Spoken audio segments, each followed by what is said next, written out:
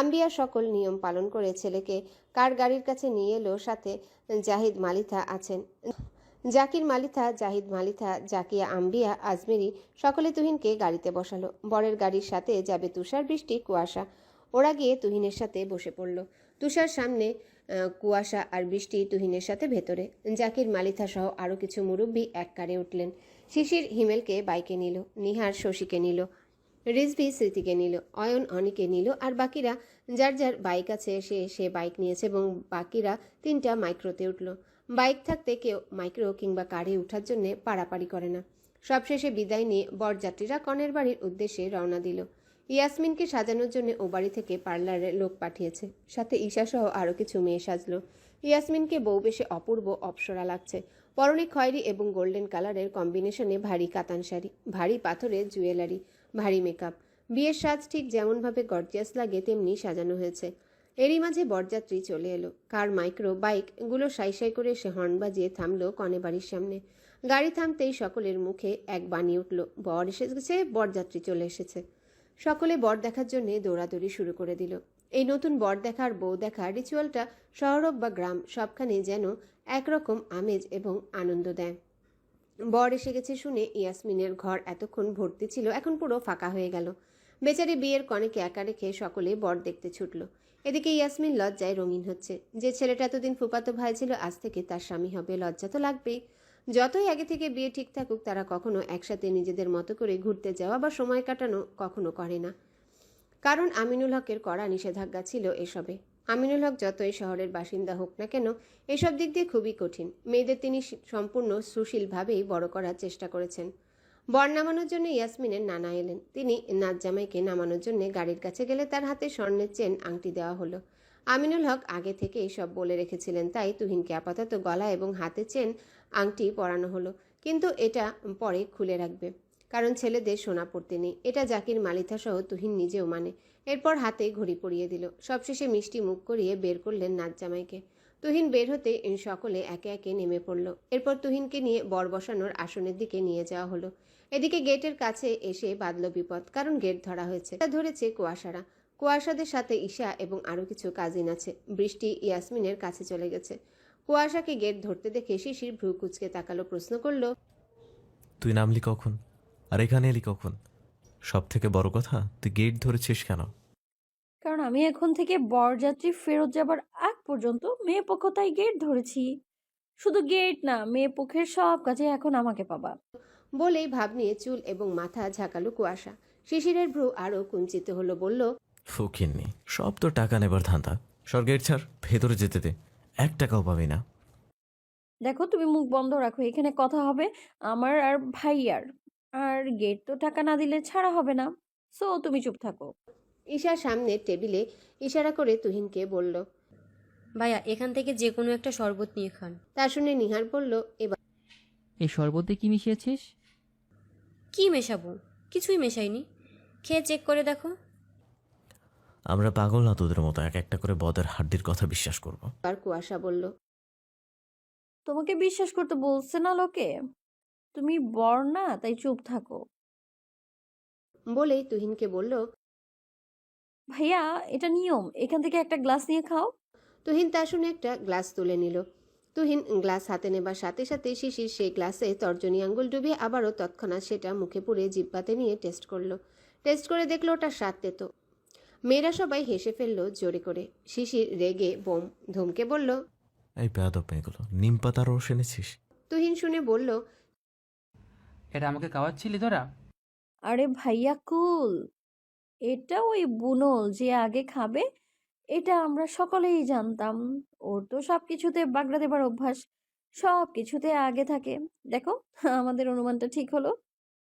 শিশির বেজায় চটে গেল সবার সামনে। টেবিলের ওপাশে থাকা কুয়াশা খুলে রাখা চুলে হাত বাড়িয়ে ধরতে গেলে তার আগে নিহার আটকে দিল। ফিসফিস করে বলল, আরে কি করছিস? শান্ত হ, লোক আছে অনেক, দেখ। নিহারের কথায় চুল আর ধরল না সে, কিন্তু নজর তার দাবানলের ন্যায় সেই নজরে ঝলসে দেবে কুয়াশাকে। কুয়াশা এক কানা করিও পাত্তা দিল না সেটা, বলল, ভাইয়া টাকা দাও 20,000। কত?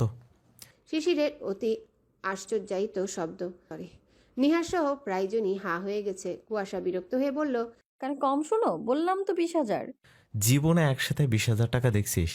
শিশিরের কথায় ছেলেরা সবাই হেসে ফেলল। শব্দ করে কুয়াশা অপমানে ফুঁসে উঠল। তুই ফকিনি দেখিসনি বলেই তো চমকালি নাম শুনেই। এবার মেয়েরা হেসে ফেলল। শিশির বলল, দেখ, এখানে দাঁড়িয়ে তোর এই ফেদা প্যাচালি শুনতে ইচ্ছা করতেছে না। পথ ছাড়।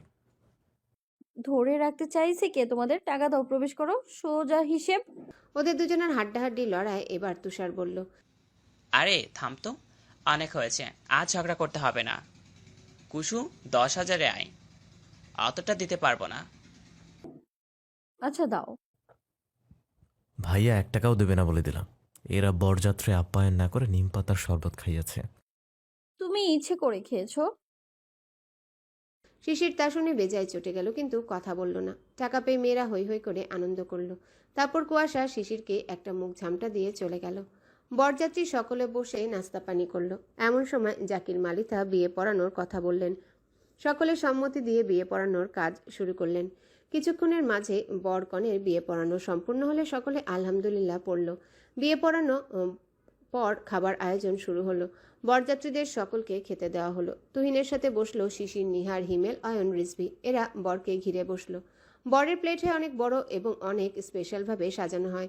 বিভিন্ন পদ দিয়ে থালা সাজিয়ে কুয়াশারা নিয়ে এলো।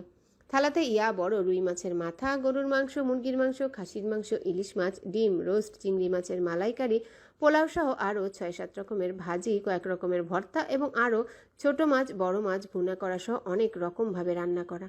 যেগুলো রান্না করার আইটেম শিশিররা চিনলই না। সকলে একবার করে নজর দিয়ে নিল। থালাতে থাকা এক প্রকার ভর্তার দিকে নজর গেল শিশিরের। দেখতে বেশ মজাদার এবং ইন্টারেস্টিং লাগছে। দেখতে যদি এত সুন্দর হয়, খেতেও নিশ্চয়ই সুন্দর হবে।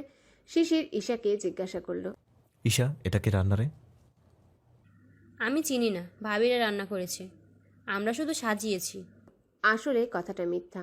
ওটা রান্না করার সম্পূর্ণ আইডিয়া কুয়াশার। সকলেই বেশ ইন্টারেস্টিং কিছু ভাবছে ভর্তাটা দেখে। আসলে ভর্তা করাই হচ্ছে অনেক স্পেশালভাবে, যেন ইন্টারেস্টিং লাগে। শিশির প্রথমে ভর্তাটার বাটি তুলে নিজের প্লেটে অল্প পরিমাণ নিল। শিশিরের দেখা দেখি একে একে সকলেই ভর্তাটা নিল, মাছ মাংস বাদ রেখে। এরপর শিশির ওই ভর্তাটা দিয়ে আগে খাওয়া শুরু করলো। খেয়ে বেশ স্বাদ পেল, একদম নতুন কিছু মনে হচ্ছে। হিমেল মুখে নিয়ে মজা পেয়ে বলল, আরে বাহ, সেই স্বাদ তো। তো স্বাদ কেন, সত্যি সেই স্বাদ। একে একে সকলে বলে উঠল, সেই স্বাদ। তুহিন আর ওটা নিল না, এরাই খাক। এভাবে 2-3 বার মুখে নেবার পর একে একে সকলে টের পেল জিনিসটা সেই স্বাদের মর্ম।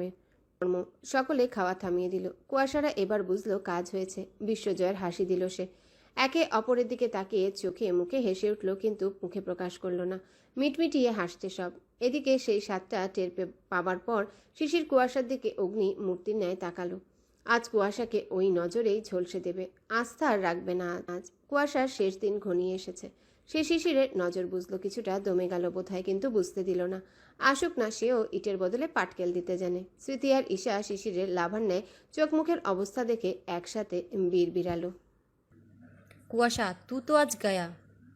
তুহিন অবাক নয়নে চেয়ে দেখছে সব। কাহিনীটা কি সে বোঝার চেষ্টা করছে, কিন্তু ধরতে পারছে না। কি এমন এটা যেটা খেয়ে এদের সকলের মুখের এক্সপ্রেশন এরকম? কুয়াশা ঠোঁট কামড়ে এখনো হাসছে। আপন মনে ভাবছে সেদিনের অপমানের প্রতিশোধ আজ নিতে পারল। আহ, এই সুযোগটাই তো সে খুঁজছিল এবং আজকের দিনটার জন্যে সে অধীর অপেক্ষায় ছিল। ফাইনালি পেয়েছে আজ। জব্বরভাবে প্রতিশোধ নিতে পেরেছে। এবার দেখ কেমন লাগে। এই কুয়াশাও কম না। সেও সুযোগ বুঝে পাটকেল ছুটতে জানে। সবসময় তুই কেন জিতে যাবি? মারবিও তুই, আবার জিতবিও তুই। অত সস্তা আমি না। এবার সহ্য কর, কত ধানে কত চাল। আহ, শান্তি। কুয়াশার ভাবনার মাঝে তুহিন ভর্তার বাটিটা নিয়ে নিজে খেতে গেল। তৎক্ষণাৎ কুয়াশা তড়িঘড়ি করে এসে কেড়ে নিল বাটিটা। আমতা আমতা করে বলল, আরে ভাইয়া, এটা খেতে হবে না তোমার। এখানে অনেক কিছু আছে, ওগুলো খাও। এটা বরযাত্রীদের জন্য ছিল, বরের জন্য তো না। তোমার জন্য ওই যে ইয়া বড় রুই মাছের মাথা, ওটা খাও। তুহিন কুয়াশার কথায় ভ্রু কুঞ্চিত করলো। অনেকটা ভারী কণ্ঠে বলল, কি মিশিয়েছিস? এতে কি এটা?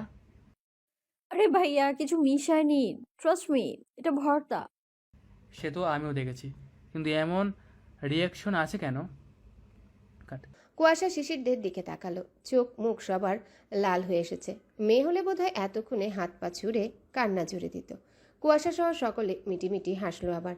এদিকে শিশিরদের অবস্থা বেগতিক। নিহার বহু কষ্টে কথা বের করলো। কুসু, বুনু, এটা ওল ভর্তা। মেয়েরা সকলে এবার ফিকফিক করে জোরে শব্দ করে হেসে দিল। এতক্ষণের আটকানো হাসি আর ধরে রাখতে পারল না। ঈশা হাসতে হাসতে বলল, হ্যাঁ। নিহারের এবারও প্রচুর রাগ উঠল। সে সহজে রাগে না, কিন্তু রেগে গেলে তাকে আটকানো যায় না। কিন্তু সে জায়গা বুঝে, তাই আশেপাশে প্রচুর লোক বলে সিনক্রেট না করে অতিরিক্ত রূঢ় ভারী স্বরে বলল, এটা কেমন বেয়াদবি তোদের? হুম, এটা বেয়াদবি না, এটা আমাদের শালিকাদের হক। বরযাত্রী আর দুলাভাইয়ের সাথে মজা করা শালিকাগত অধিকার। তোমরা আমাদের অধিকারে হস্তক্ষেপ করতে আসবে না, একদম। আর যদি আসো তবে হরতাল করব। তাই বলে নিম পাতা বনু ওল ভর্তা? একদম। এগুলো ইউনিক আর পারফেক্ট। কুয়াশা উৎফুল্ল উত্তর। শিশির এক পলকের জন্য কুয়াশার উপর থেকে নজর সরায়নি। সে শকুনি নজরে তাকিয়ে কখন যে বাজ পাখির ন্যায় হামলে পড়বে কুয়াশার উপর, তার দিক ঠিকানা নেই। দাঁতে দাঁত চেপে গলা চুলকানো সহ্য করছে। কত পরিমাণে ধরেছে গলা তা বলার মতো না। মন চাচ্ছে কেটে ফেলতে। বুনো ওল বলে কথা। এটা নাকি খেতে মজা, কিন্তু তার মর্ম পরে বোঝা যায়। তার উপর কুয়াশারা যেটা এনেছে এটা বোধহয় বেশি বাঘা। গলার মাঝে যুদ্ধ শুরু হয়ে গেছে, কেটে যাচ্ছে। সেই চুলকানির জ্বালা এক, আর এক কুয়াশার এই আনন্দ, সব মিলিয়ে শিশিরকে দাউ দাউ করে জ্বালিয়ে তুলছে। আজ এই শরীরে আগুনে কুয়াশাকে জ্বালাবে। হিমেল এবার আর সহ্য করতে না পেরে বলে উঠল, এই ভাই, সব চুলকে খেয়ে নিচ্ছে আবার। এ কি খাওয়াইলো রে আমারে? কিছু একটা করো। হিমেলের কথায় সকলে ওর দিকে তাকালো। একে আর কি বলবে, তাদেরও তো একই অবস্থা। না সহ্য করা যাচ্ছে আর না কিছু করা যাচ্ছে। মেয়েরা ঠোঁট টিপে হাসলো। এটাকেও বেশ সোজা করা গেল। শুধু ওই বুনো ওলের চামচা হয়ে থাকে। অয়ন বলল,